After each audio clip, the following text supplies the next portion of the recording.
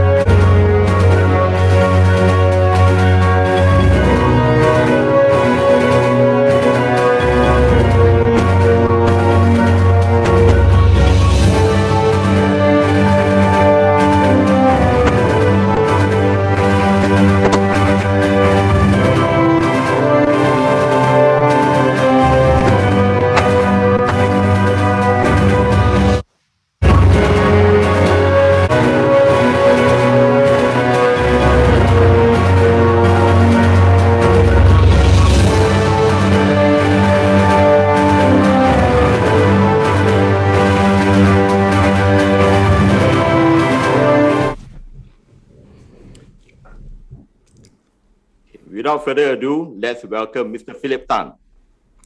Thank you, Clarence. Thank you for putting on that video. I hope you enjoy it. Yeah, me too. Wow, Philip, your video is very interesting. Well, it's been my way of showing the viewers tonight how exciting Cambodia can be. I've been moving around Cambodia, I think, for more than 10 years, I would say. You know, Clarence? Yeah. Can't wait to get back. Get back. Sure. The show is yours now. Okay. Good day and Jum Riso to all the viewers and my Cambodia friends. First and foremost, I'd like to extend my well wishes to the people of Singapore. Happy National Day. I know a little bit early, but this is a fitting moment for me to extend my best wishes to everyone. I share your joy and celebrate with you. For the past 15 years, I have been residing in Australia. So moving forward, today, I truly appreciate IEA invitation, and I hope I can add values to today's discussion on the hot topic of Cambodia's growth. And with some experience in the investment knowledge, and perhaps the viewers have a better understanding of Cambodia. Okay, so the business of property has always been my passion, and it gives me great values and success, as well as a lot of new friendship. Now, today's video and sharing does not meant to confuse or play down anyone business interest in Australia or any other countries that they may have invested in. Okay, so I remained committed in advocating for the strong home ownership and capital appreciation of property in Australia. Now, in 2020, as you know, this COVID has actually descended upon us. The world is actually caught unprepared and clueless. The global pandemic and a lot of country is not spared. Okay, and the world faces strong economic headwinds, challenges that we all need to stay safe and positive. But however, in 2021, we already crossed the half-year mark, and soon we'll ring in the new year, and we are all adapting the new normality way of life. Now, ladies and gentlemen, agents and friends, as the world starts towards COVID recovery, you need to be resourceful, imagining our wealth as we position our next financial growth. Now, allow me to unlock the investment potential of Cambodia, power up your financial engine in growing your wealth, making your dollar work harder and smarter beyond 2021. I'm very passionate about Cambodia, all right? So in 2004, Cambodia actually joined the World WTO, okay? So tourism at that time was only 1 million. So pre-COVID at its peak is close to 6.5 million. And you know there's another new airport coming up, the international airport. It's going to be $1.5 million. It's going to be one of the world's biggest airport in the world, okay? So yes, so this has marked its, with the WTO, it has marked its milestone into bringing Cambodia accessions to the prosperity in terms of economic, social development, alongside other countries in Asia region and beyond. Now, Cambodia is a highly open, accessible emerging market that has seen rapid economic growth, transformation over the last 2 decades. Record GDP for the last 2 decades is around 7.5%. So this outstanding growth has consistently skyrocketed Cambodia into one of the fastest growing economy in the world. Developments from subsistence agriculture to market-based, from high poverty rate to improving lower middle income country, driven by concentrated growth in garment, textile, footwear sector, as well as the construction and tourism. Tourism is a big business in Cambodia. Now, the Cambodian competitive advantage, of course, is low cost, okay? They're so effective for business people. Businessmen love it, all right? Young population, they love it too. Plenty of supply of so-called available workforce. Central location between Vietnam, Thailand, and the preferential tariff access, which helps them to export to other part of the world. Now, I'd like to share some market insight from the Australian government as well. So this is to tell you that how the Australian government also participate in Cambodia's growth. This is a extract from the Department of Foreign Affairs and Trade, okay? So, and then the trade and investment opportunity, I would say that Australia's existing commercial interests in Cambodia are focused in educational services, food and beverages, financial, professional services, mining, resources, hospitality, and government sourcing. Now, we all know that, right? So these are the few keys industry that a lot of people are actually involved in right now, you know, business from investor from around the region. For quality education continue to increase, with around 60% of the population under the age of 30, enrollment rate in schools are improving, and a growing middle income can afford private education. So this also tells you the growing wealth of the citizen of Cambodia having, you know, new so-called newfound wealth. Yeah. A lot of people are exciting about Cambodia. Question for you, Philip. Thanks for sharing with your listeners on Australia's involvement with Cambodia.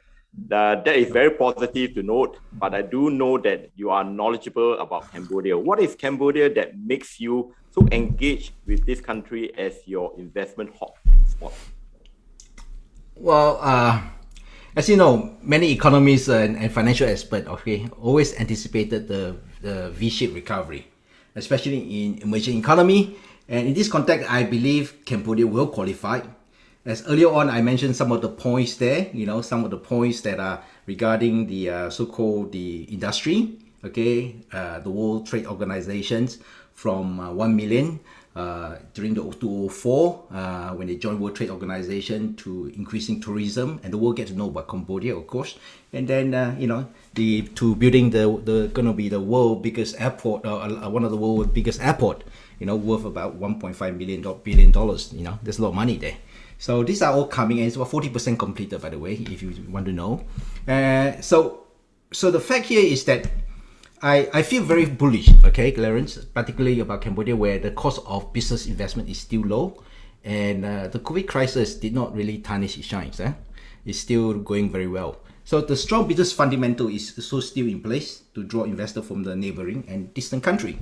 So if you look at Cambodia, there's always two words, okay, that always pop up, in my observation and study. In my last talk, I highlight the two keywords, political stability and economic sustainability. But today I will add one more word, okay? I will just add one more word, and hopefully that will cement my sharing, that is certainty. Okay, as the country grows, so will the government, I always say, okay? Because the country, once the country take off, okay, in terms of its prosperity and economy wealth, the government will also need to go along the way of creating a better system, better reform, better industrial reform to satisfy investor and a better investment policy. So these are the things that work together, with the proper equation to make things work. So in the early years of 2010, okay, I still remember when I set foot in the Kingdom of Cambodia, and after that many visit follows, and I have developed deep appreciation, okay, with its people, its culture, and its country, and the ability to have deeper connection with Cambodia. The objective of my sharing, okay, let me cut short the learning curve, okay, so that you can actually take advantage of the current investment opportunity. After all, we are talking about investing into Cambodia tonight, okay? Now, looking back some 35 years ago, if you ask me about investing overseas, I can tell you I had no clue at all, okay? No clue. Back then, the world was not so well connected, you know what I mean? Traveling isn't cheap, information flow slow, and news are so outdated sometimes, huh? So many times we either have no information or we are misinformed regarding the fact of happening. So today the possibility is going to improve with the digitalizations and the digitalized world, connecting 5G and whatever you have, the ability to real-time connect, empowering cross-border marketing through social media, VR, zooming in and out of the world. As long as you have the smartphone, you are connected, digitally linked, and you will be good to go. And you will not miss any big things, okay? You will not miss it.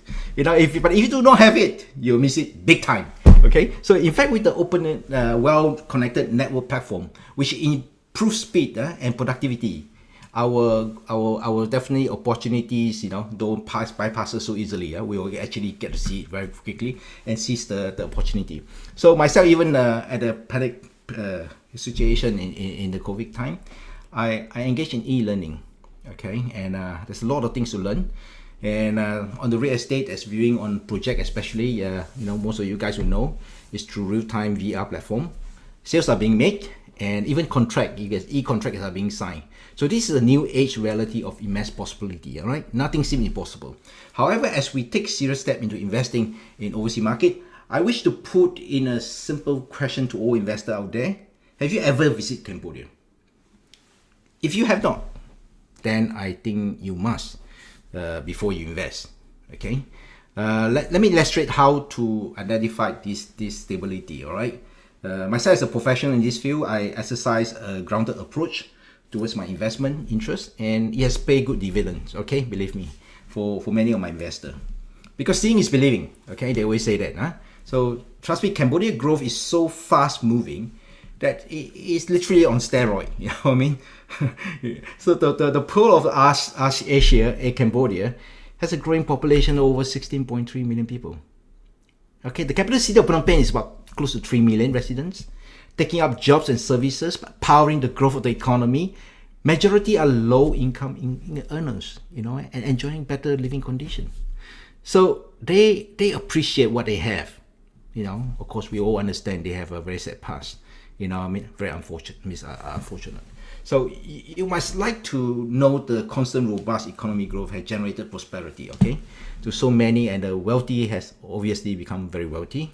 Cambodia business community of today receive good education in management, forward thinking, hungry for growth, and I know many aspiring young executives have burning desire to be successful, and not to forget a stable and progressive government that enjoy diplomatic cooperation and goodwill with many countries. Okay, so that's the reason why Cambodia is, having such a robust growth, okay, for the last 2 decades.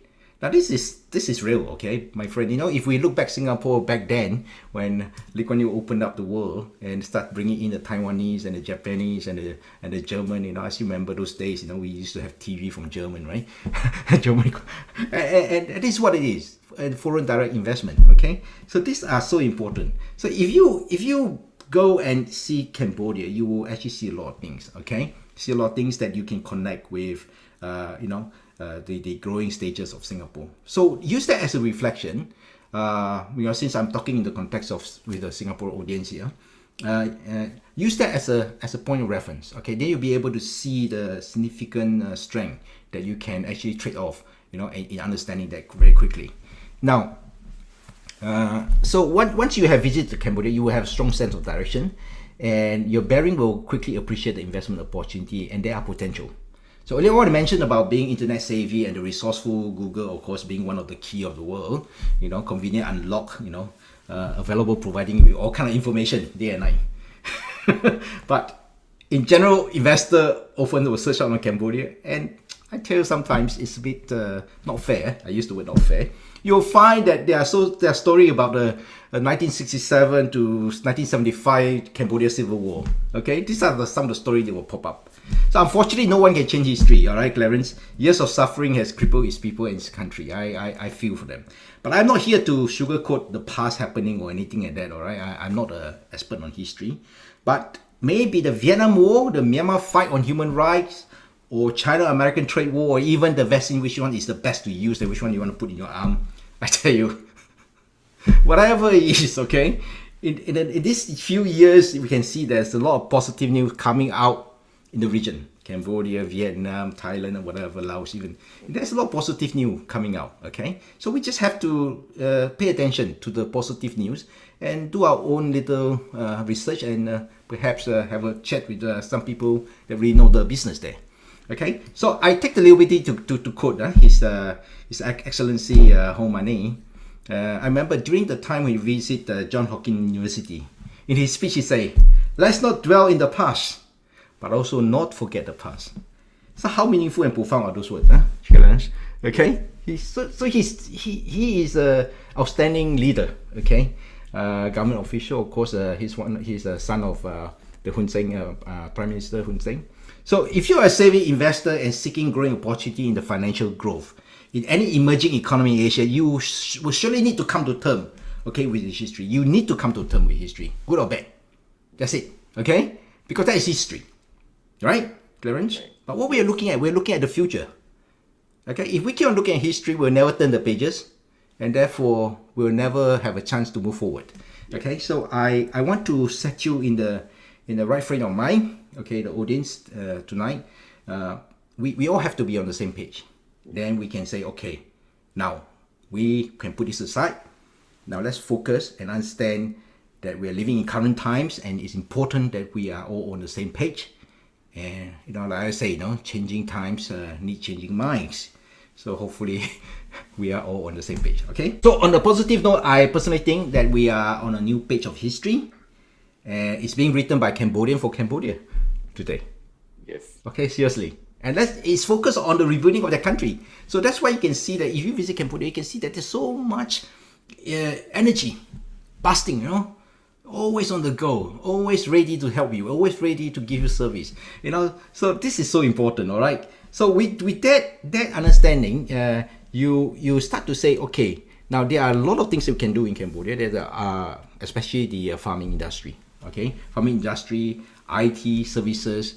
These are things that are supporting the growth of the country. Okay, but do not do it on your own, or just simply engage in a local, with a flashy calling cards, over a cup of coffee. You have to consult with the right people. All right, Clarence, and it pays. They always say it pays to get result. Okay, one coffee doesn't pay.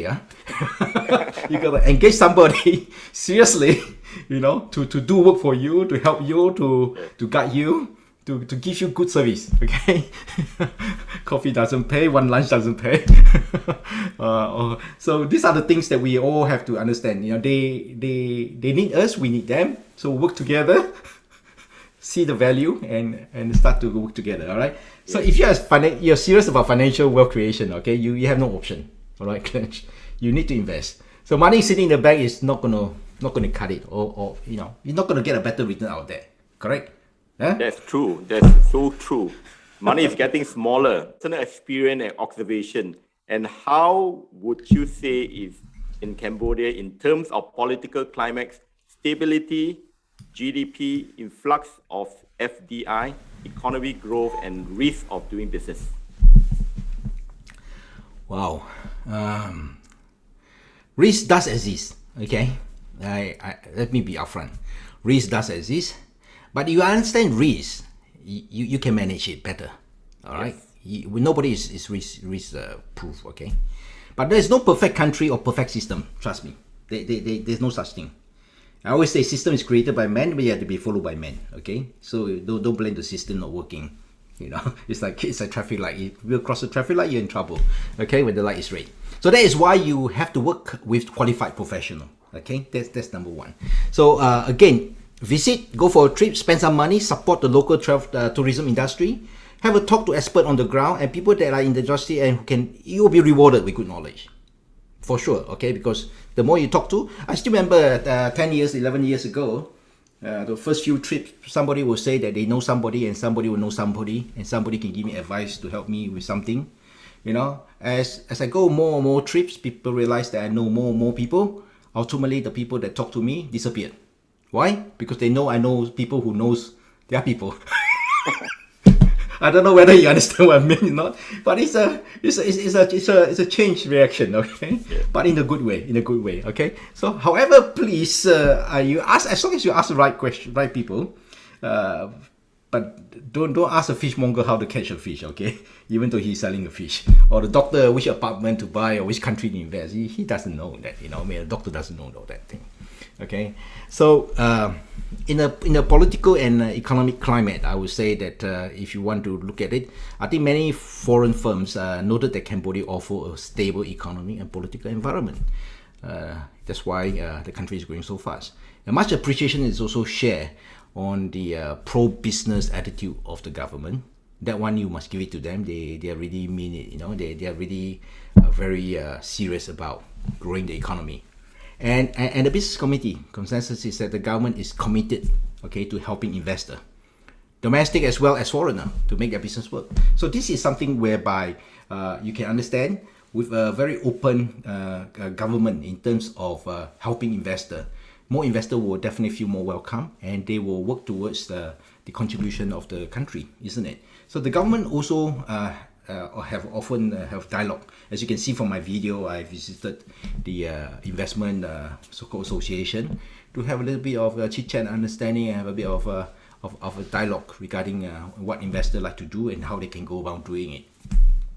So that video explained a lot of things, okay? Covers all the important points because I travel widely in Cambodia, not only the Phnom Penh city, but also Sihanouk View and Kampok, and I deal with resource minerals, stuff like that as well, and selling of land and blah blah blah, you know.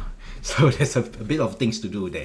Investment policy in Cambodia has been formulated to meet challenges on the broad shift from centrally planned to market-oriented economy. All sectors are open, okay, to foreign investment, except those related to national security. All right, you obviously cannot touch that. To me, the whole Southeast Asia region, all right, it is not a country. You know, I can be in Cambodia this afternoon, or I can be in Bangkok, Chatuchak the next Saturday morning. Whatever it is, at the end of the day, Clarence, this whole region to me is one single market. One single market. Yes, of course, they have different culture and that, but however, it's still one single market. Okay, because we cannot possibly do everything in one country or invest everything in that country. We pick and choose which is best. ASEAN is currently the third largest economy in the Indo-Pacific and had a combined GDP of close to $2.8 trillion. Okay, now this is of course, ASEAN currently also have regional free trade arrangement with Australia, New Zealand, China, Japan, South Korea, India. So that's the reason why earlier on I bring Australia into the picture, so that you can actually see that Australia is also participating in the collective effort of a trade and a partnership, with the region in Southeast Asia. That stability engine is so important, okay? So important. You know who supported you for growth, okay? Who is participating in your growth, okay? And the country has a young, ready workforce. They're able to communicate English, Chinese, and ready to take up jobs in factories and offices. And these are some of the plus points, that you can anchor the foreign investment firmly into Cambodia, right? It's how hard it is when a company wants to set up a factory and they don't have enough workers. So these are things that Singapore has gone through before, and we know how tough it is. Okay, so it's a blessing. Cambodia has all that, plenty of that, and it's available. It's available, well trained, knowledgeable, and these are the things that the government is so open about doing business. And they deliver standard, and I'm very happy about that. Very good. But okay, now one more question for you anyway. Okay, besides properties, what other areas of possible investment do Cambodia has to offer? Okay, so if I were like Maybank, okay, you know Maybank in 1993 is the first bank to actually enter into Cambodia. 1993, all right. I don't know what you're doing in 1993, but definitely, if I know, I would have gone with Maybank to Cambodia. So if it's not good, then probably Maybank would have gone home. You know what I mean? But so if you look at all that, the banking sector, of course, obviously support a lot of people who want to develop the country, right?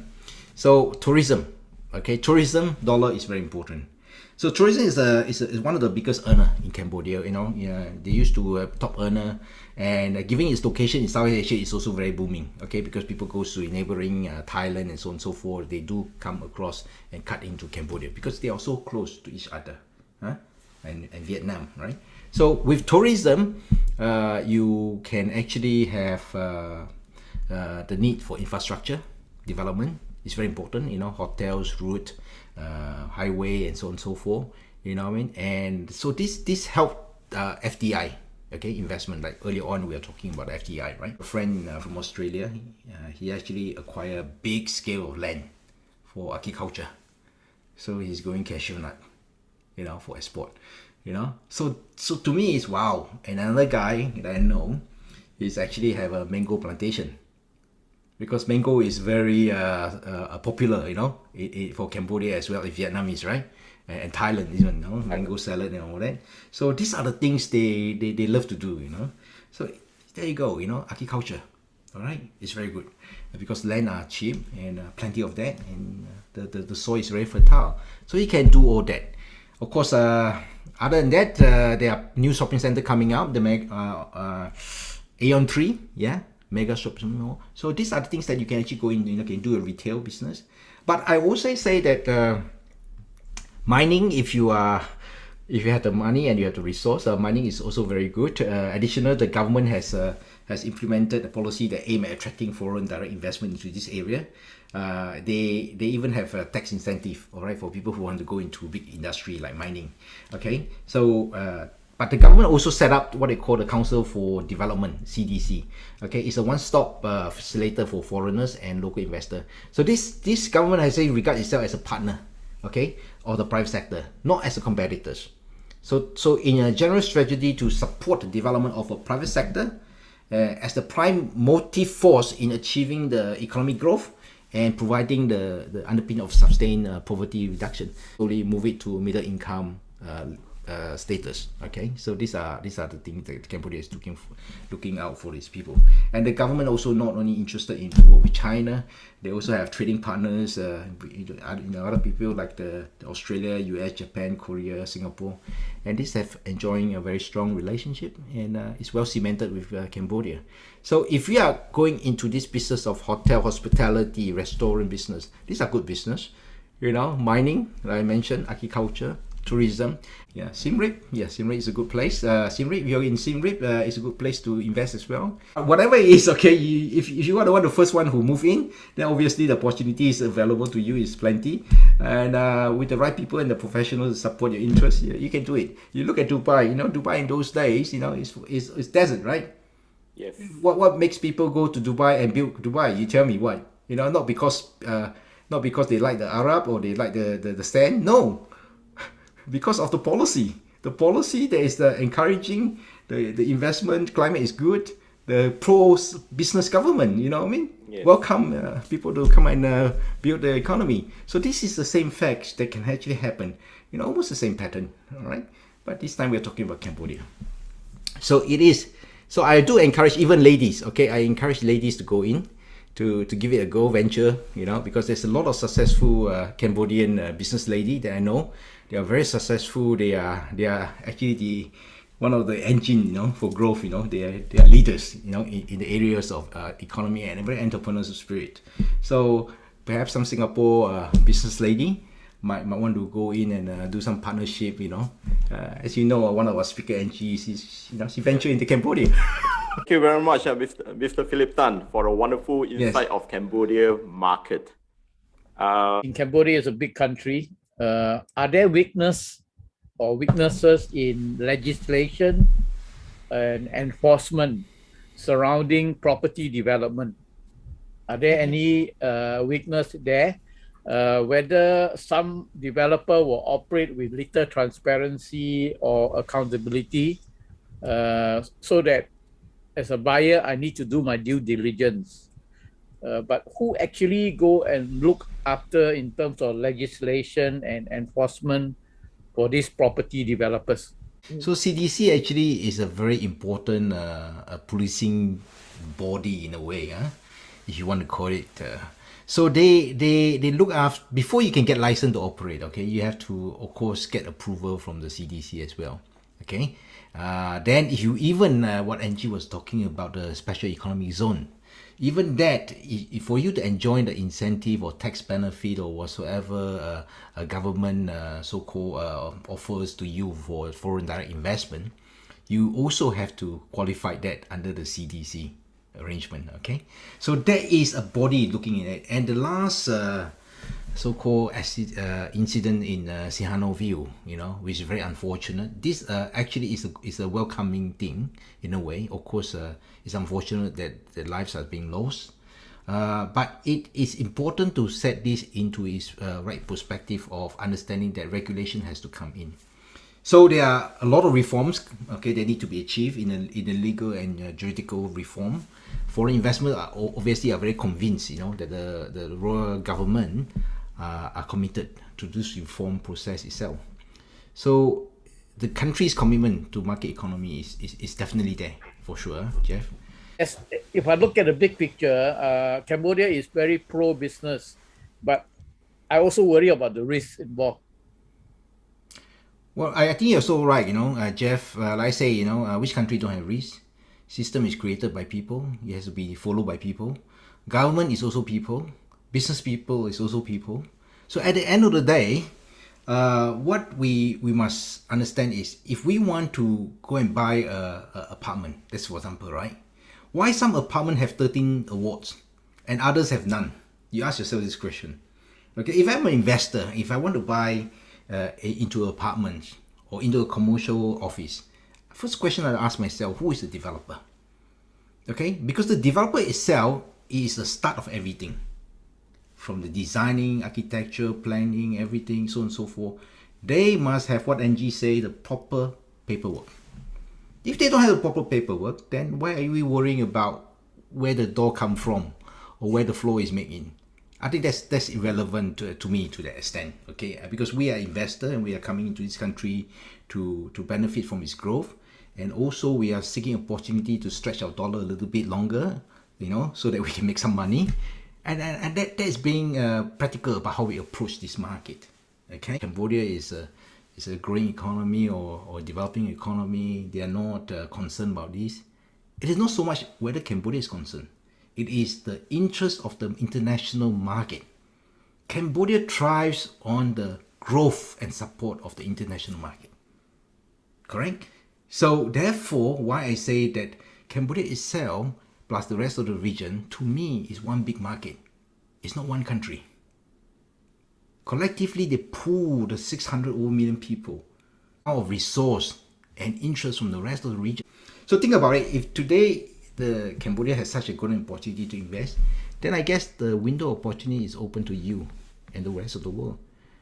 So we are going in, investing into this country. We obviously will ask intelligent questions whereby they have to give us the right answer before we can put the money. Correct? So this is not a speculation, or this is not forcing somebody to do something that we do not want. So why we are talking about investment in Cambodia? Because too many times they talk about Cambodia as a country that is growing fast, but people tend to confuse themselves. how to approach this market. It's not about FOMO, okay, fear of losing out. Don't get me wrong, okay. The whole region is moving very fast, okay, and we know that the opportunity does exist in Cambodia, because if we are talking about it today, it's because we felt the strength of this country growing. We did not talk about it because we got no topic to talk.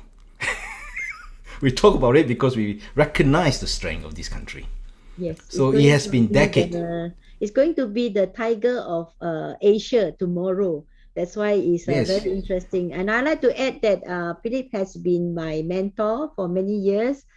He's the one who get me onto the overseas investment. My first investment was actually guided by him into Melbourne, into Australia. So I thank Philip for all the support and all the guidance all this year. Very glad to have you as my mentor. Yeah. Oh, thank you, Angie. You could stand the profit, if you venture, okay? But if you do nothing, then you almost like history, Remember our forefathers used to say, if I only know, I would buy the whole Orchard Road. So perhaps to investor in Singapore, this could be an opportunity for you to have a look at it, and when the opportunity comes, do come and visit Cambodia. And it's a very good country, Philip. I see what you see. Okay, this is Yes. a very good place to invest. It Exactly. actually, reflects 1990s of Singapore. So of the Yes. fast growing, and there is a vast opportunity at a very low entry today. And I've seen how this country takes shapes, It's not empty promises, it's happening, it's really, in front of me. So perhaps that is what I say, my last word to the whole program here is perhaps that is called certainty. There is some form of certainty, okay? People say the best time to invest was yesterday. But is there certainty yesterday? I'm not too sure too. Yeah. But perhaps today, there's more certainty, right? So, Actually important for agents, all right, to get yourself certified. Never mind if you're not selling foreign properties tomorrow. It's a skill set that you have to acquire and learn. Of course, we cannot have that experience like Philip, all right, 12 years experience. We really have to go and buy a lot of coffee and tea and lunch to learn a lot of things from him. Because experience is something that you don't learn from your books. All right, the books can't teach you. You need, just like some people say, you're smart, but you need to be street smart. So for sure, I do appreciate all these years traveling in Cambodia. I must say, Okun Chran to all my friends in Cambodia and supporter that has taught me so much, in my journey. Loving people, very friendly people, and they mean well. With limitation, and but they see the country as well.